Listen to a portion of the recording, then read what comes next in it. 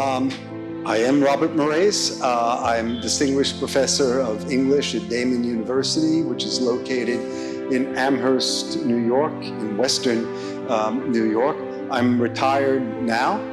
My PhD came from the University of South Carolina, and then I was specializing in late 19th, early 20th century American literature and bibliographical studies. It was a bit later on in my graduate studies that I became interested in contemporary literature, and this was largely an accident because I was taking my oral exams and was told that I would have to have someone on my committee whose specialty was contemporary fiction. So in a few months, I had to read more contemporary fiction than I probably had during the rest of my life or previous life. Since that time, I've stayed with contemporary fiction, not always American, however. In the 1980s, late 1980s, moved to contemporary English fiction, and then it was contemporary Scottish fiction starting, I can date this, 1996. Also, there's been an interest on my part, not terribly scholarly, I have to say, in this case, with Eastern European and to some degree East Asian, Chinese fiction as well. I have a side interest in film, and I think we'll be talking a little bit more about that later on. So that is who I am. I'm in India because I was married here in 1987. My wife grew up in Calcutta, as it was then named, and we've come back periodically, especially in my case, since 2012, and always like coming back to Kolkata for the people and for the food.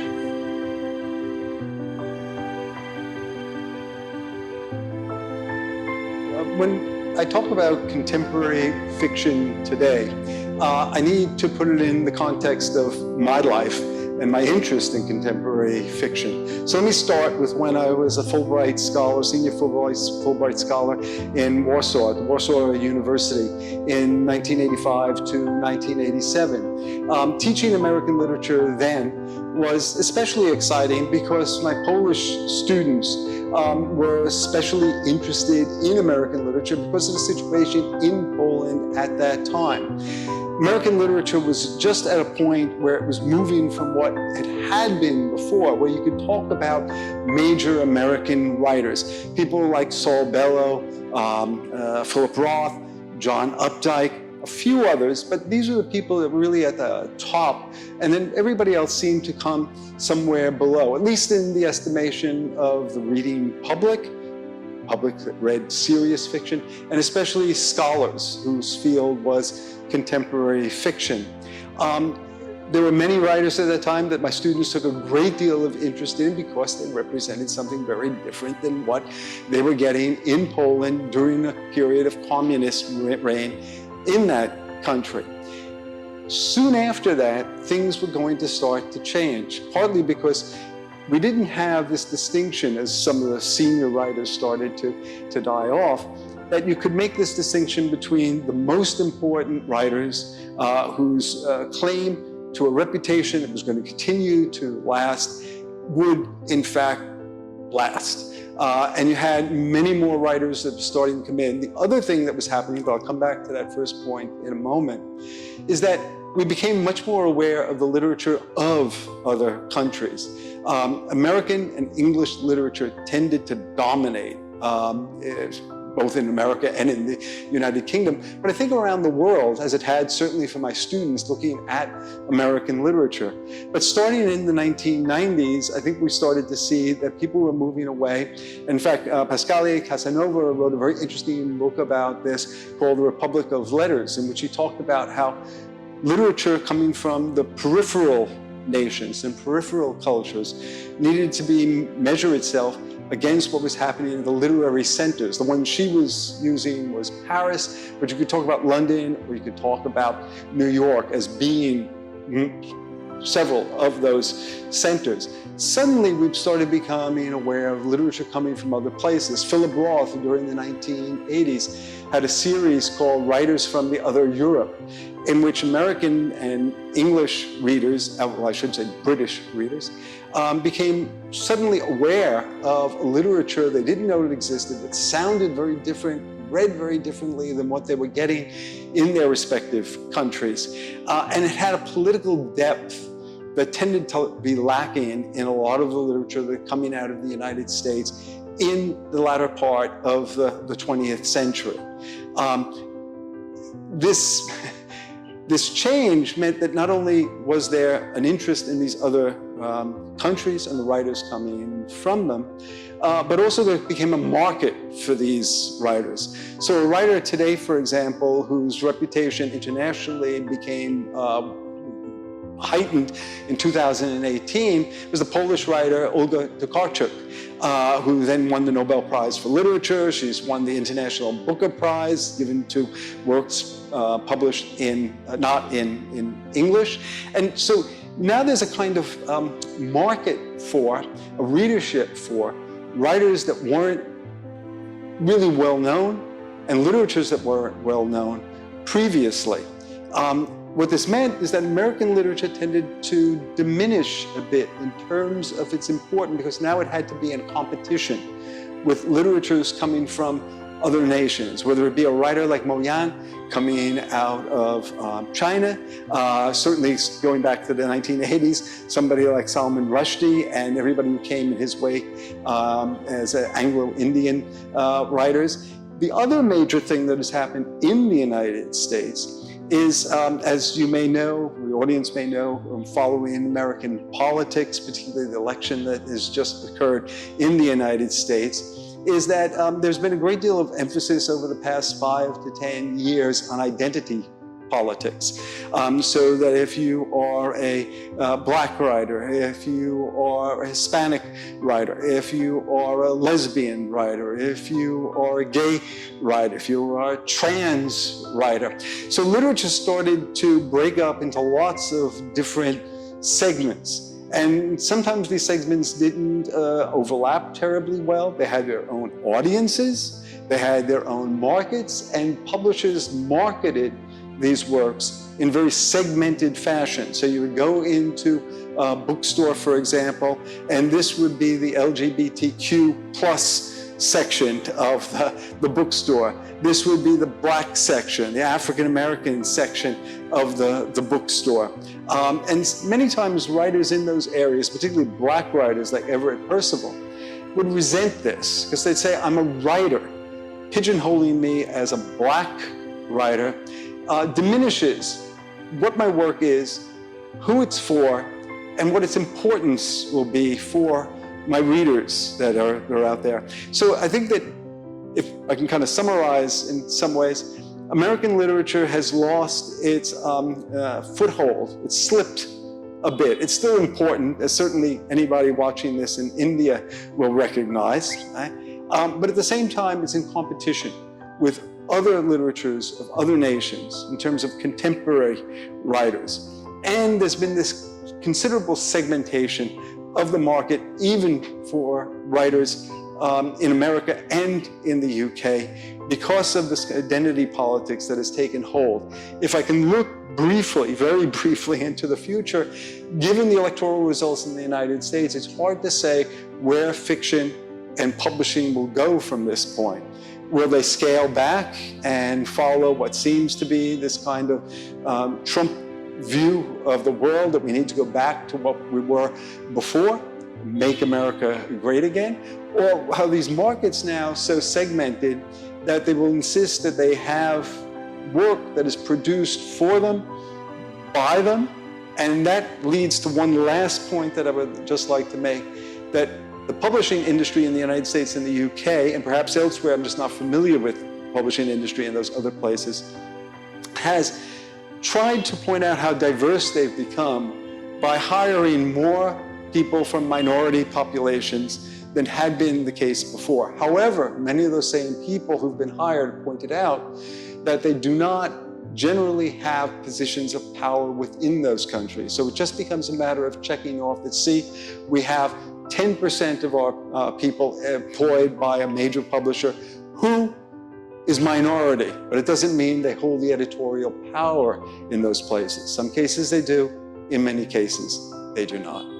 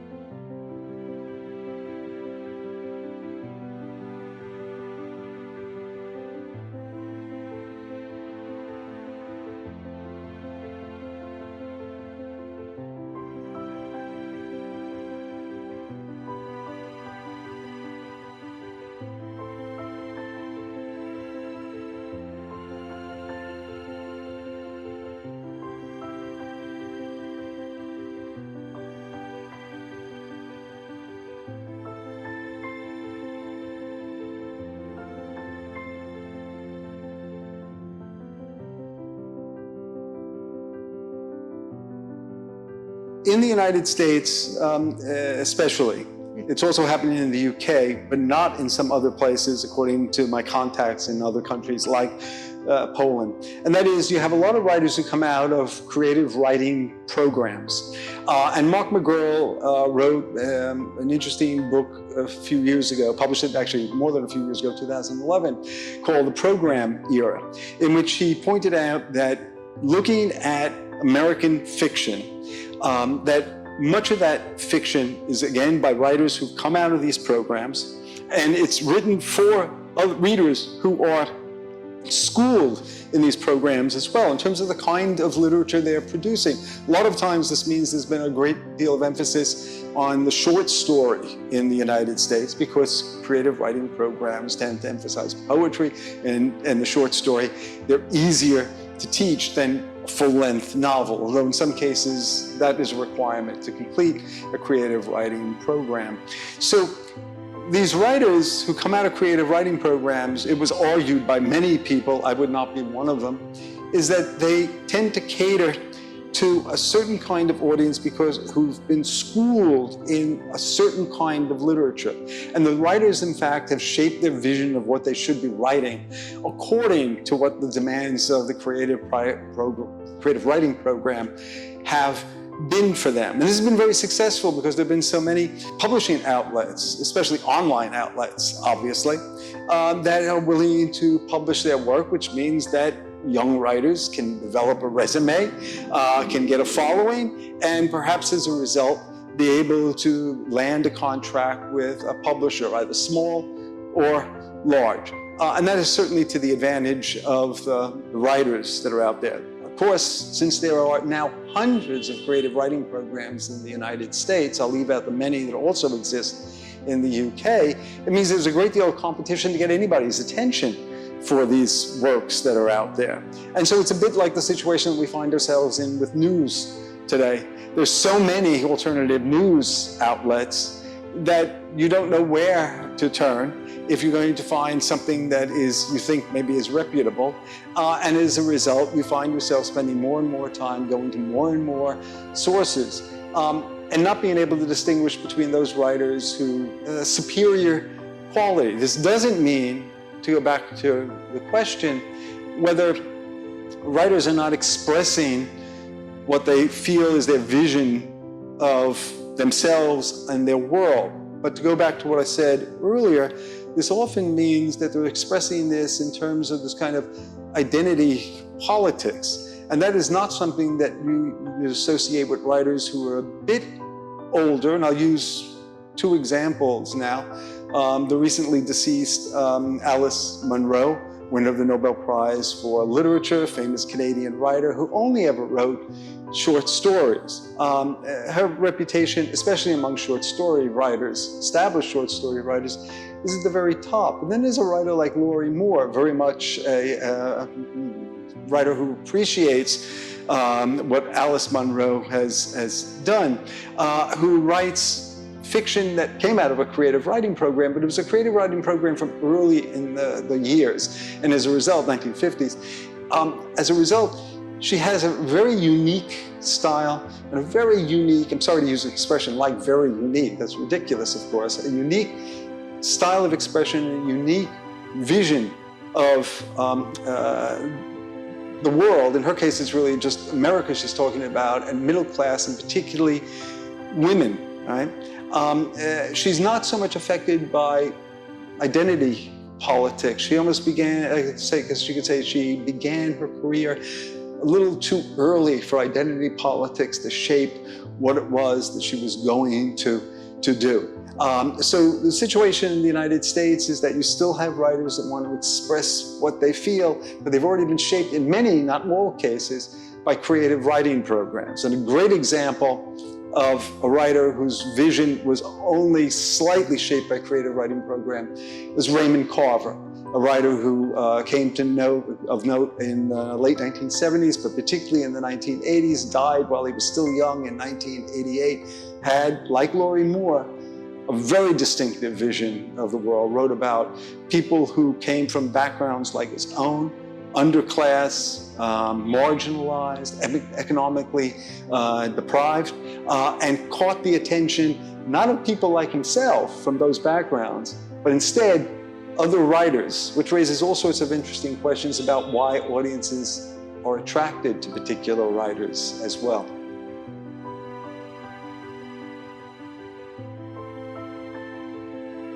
Self-publishing goes on all over, that's true. Is it possible to gain much of an audience or notice, least of all the kind of notice that will come to publishers who might then want to sign you up for a contract? Much less so, but I think the reason that it is less important in the United States than perhaps it is, as I'm told, in India, is that you have so many, especially online, but not only online, publications that are there. There's a proliferation of them. I'm more familiar with that situation in Scotland than I am in the United States. And in Scotland, there's a bewildering variety, but because it's a small population, and it's also a population that is very interested in its own literature, it's easier in a small country, 5.5 million people, like Scotland, to attract attention by publishing, not self-publishing, but by publishing in small outlets, either online or in print, and then being able to get noticed, and your career begins to take off. In the same way that we have alternative news sources, there are lots of alternative presses, and many of them are digital.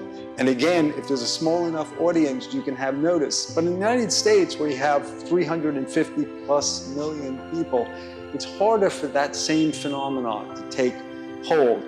UK exists, including Scotland, of course, in a slightly larger context than just Scotland, but certainly much, much smaller than the United States. And so it fits somewhere in between. So it's interesting to find out that self-publishing is so important in India as a means to get published, get noticed, less so in places like Scotland, where it's a much smaller country, where publishing in a small press, again, whether in print or digital, can still attract a considerable audience. Also in Scotland, less so in the US, and again, this is because of size, I believe, is that you have a lot of performing writers. They go out, they band together, they come together for an evening where you can have a few drinks, listen to somebody sing, listen to somebody play, listen to poets read their poetry, listen to short stories, read their short stories, and this becomes a hugely supportive community. In the United States, you find that that's often the role of the creative writing program. Writers support or criticize each other. So again, if you vary the country, I think you'll find that self-publishing, publishing in alternative outlets, or having to requiring a major publisher to get your work out there will vary depending on that size.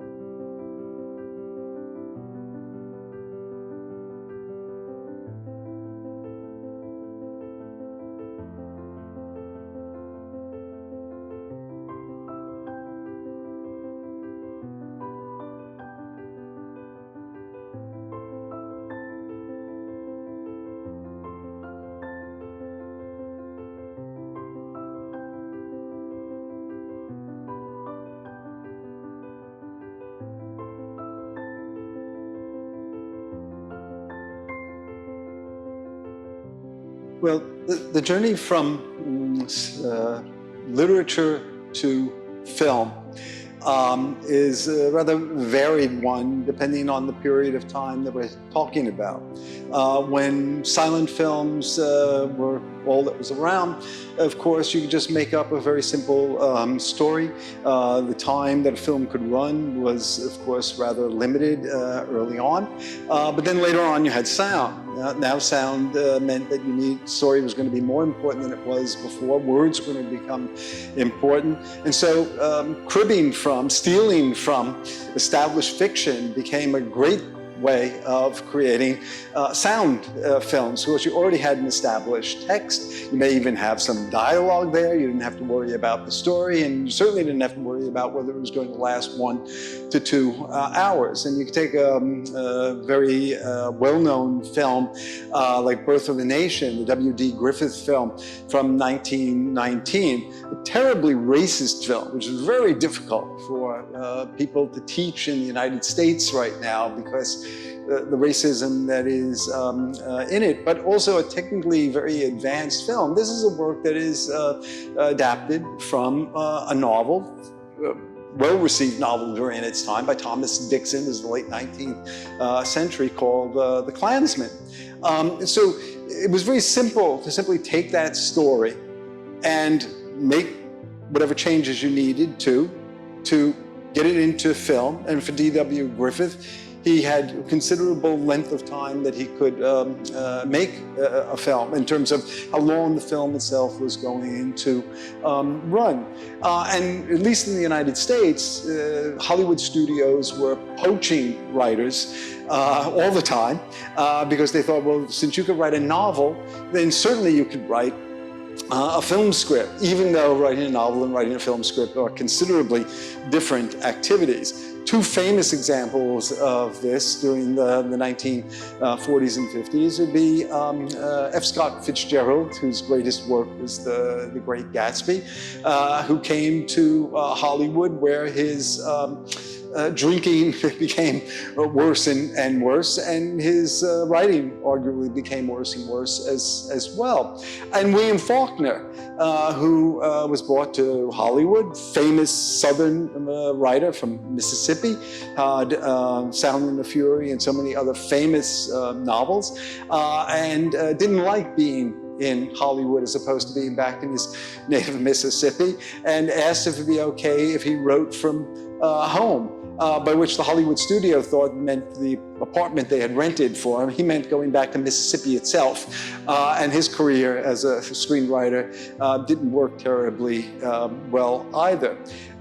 Writers were often kind of beguiled by Hollywood because the amount of money that you could make from having written scripts as opposed to writing a short story or a novel or a collection of short story was so much greater, and the return on the investment came so much sooner as well.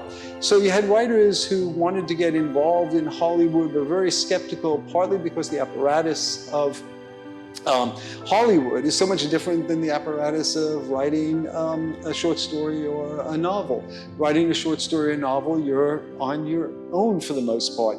You may share with your partner or your editor or some other group of like-minded friends what it is you're doing, but you don't need to go through all the stages that a film script would have to go through. As you go through the idea, through development, through script, through revising the script, to going on and on like this and having input from so many others. I think a little bit later on might talk a little bit more about that last part, about what happens to a script after it's been adapted from, let's say, a novel, before we get to see the finished picture. What we'd like to think is a very simple sort of process is so much more complicated than it may initially appear.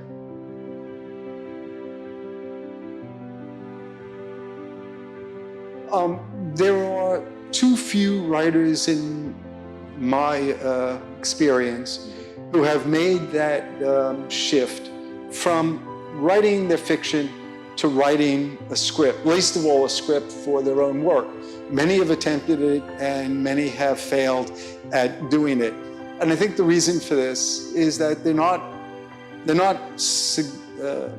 well enough versed in what filmmaking requires, something that's become increasingly specialized from the beginning of the 20th century to now, just about the second quarter of the 21st century. And lacking that kind of awareness, after all, they don't go to film school, they may have gone to creative writing school instead. They have to depend on others. They may come up with an idea, but then their script, if they even get to that point of writing that script, be turned over to somebody else, which is of course something that's been going on for decades, much of the 20th century and certainly into the 21st century, where you have other people who are contributing to the script. It's not that one person writes it. We like to think of a script writer, but a script is often written in committee, and very often written in committee where somebody comes in at the initial stage, somebody comes in after that because they don't like, the producer doesn't like, or the director doesn't like what's going on with the script, and somebody gets fired or somebody gets supplemented or whatever the case may be. But it is work by committee, and that committee is very antithetical to the way that most writers write. They go to their study, they work there for part of the day. The English writer Kazuo Ishiguro, for example, writes 7 days a week, certain number of hours every day, and that's his world. And he gives his work to other people to read. Some writers don't do that until they've already finished what they have written. But a scriptwriter doesn't have that particular luxury. And that's partly the result of the amount of money that's involved in making films, particularly in the United States, but in many other countries as well. So it's the individual writer who has a considerable degree of control over her or his work, as opposed to the filmmaker, and I'm using a different word than scriptwriter here, where there is such a proliferation of people who are involved. I'll use an example and maybe build on this later with a different topic, but John Updike, American writer, died in 2009, was it? He wrote a novel, American Pastoral. It's often considered one of his best, maybe his best novel. John Updike, because of his reputation that he achieved very early, especially as a New Yorker writer and then as a novelist, was able to exert a great deal of control over what happened with his work, how it was going to be written, how it was going to be edited, how the book would be designed in which consumers, readers, would then receive that book. Right? I'm sorry, I said American Pastoral. I didn't mean American Pastoral. That's a different work of his called The Witches of Eastwick. American Pastoral was Philip Roth. Sorry for that confusion. When this was turned into a film, a few years after Witches of Eastwick came out, which would have been now 1987 for the film, 1983 for the novel, the credits have 231 names and institutions that are involved in the making of that film. So it is impossible for a writer to assume that his work or her work is going to faithfully be adapted onto screen the way that the writer could more or less faithfully compose the work and put it on paper or disc, since who uses paper anymore?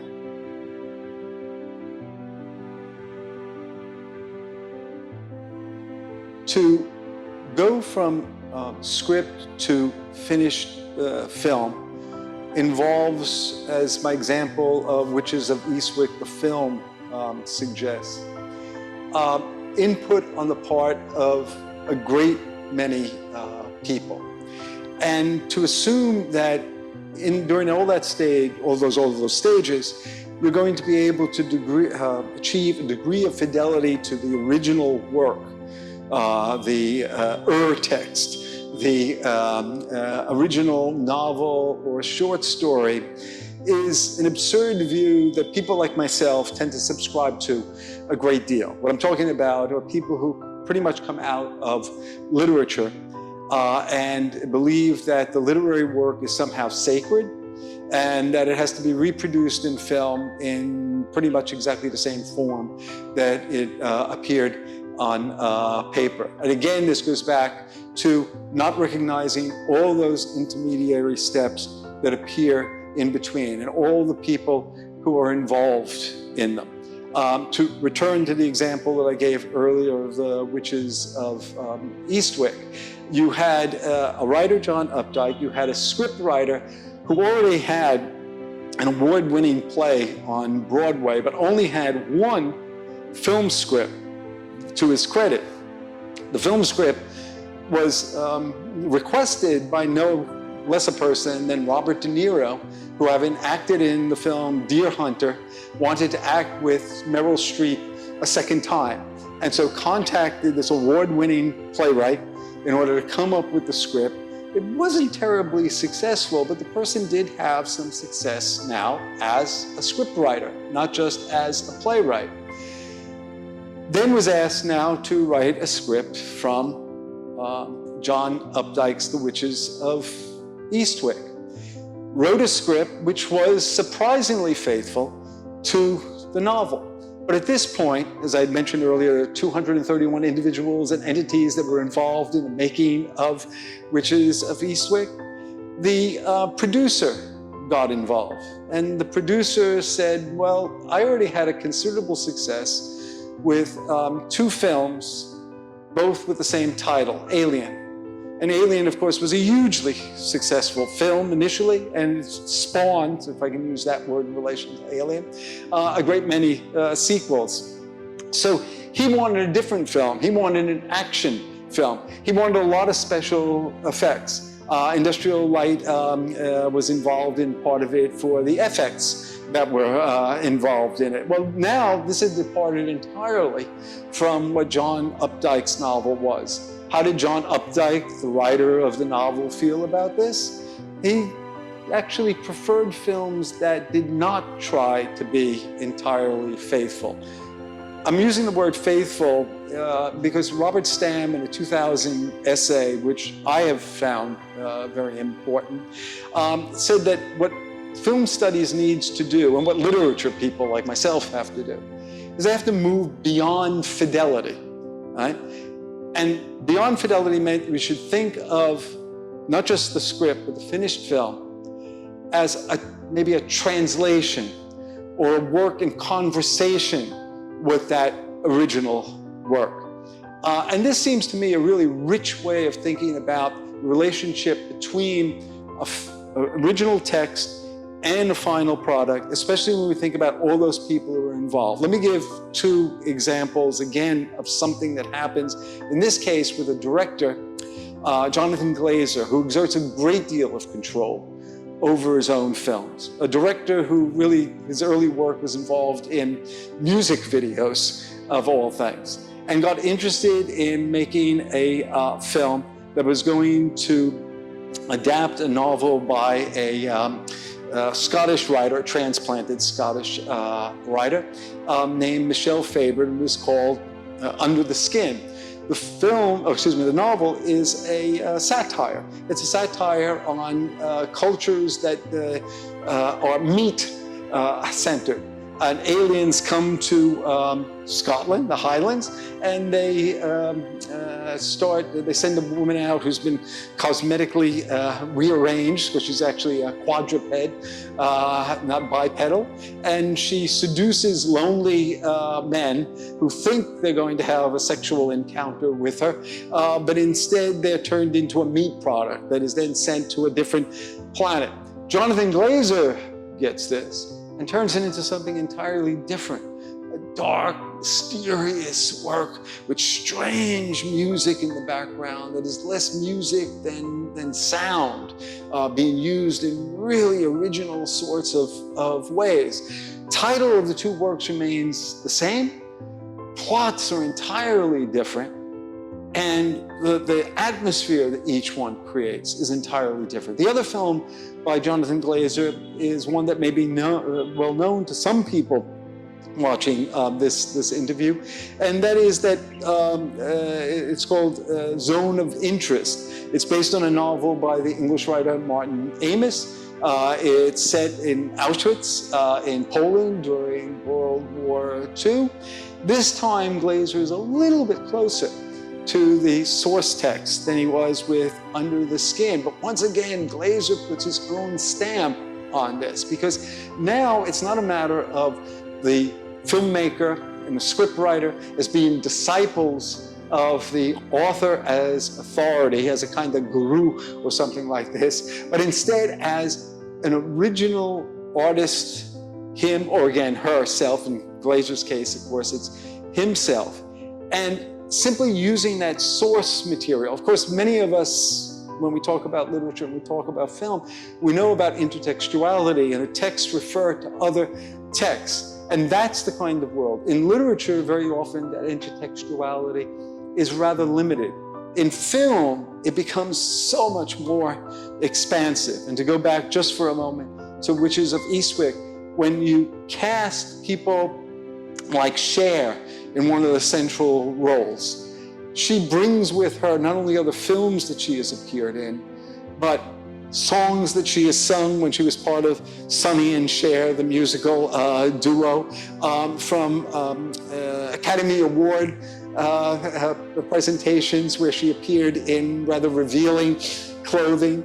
And so she evokes all these other texts. So to be thinking of a text as somehow sacred, that it has to be maintained in its original form, is an idea that certainly worked well for literary critics anyway, up until perhaps the late 20th century. By the time that Robert Stam in 2000 writes his well-known now essay, Beyond Fidelity, we've started to see the relationship between the text, the script, and the finished product very differently than before.